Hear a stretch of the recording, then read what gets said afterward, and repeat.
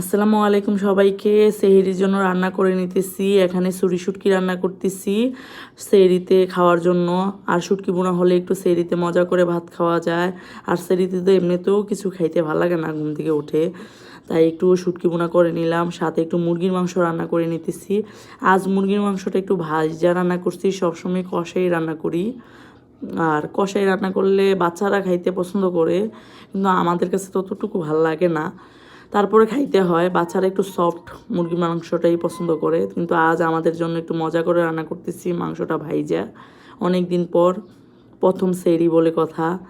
তো এখানে আমি প্রথমে মুরগির মাংসটা কষাই নিতেছি। আর এই রমজান মাসটা না আমার খুব ভালো কাটে। সকালবেলা ফজরে নামাজ পড়ে ঘুমাইয়ে তারপরে দুপুরে উঠে নামাজ পড়ে একটু কোরআন শরীফ পড়ে বিকাল টাইমে সব রান্নাবান্নার কাজ হয়ে যায়।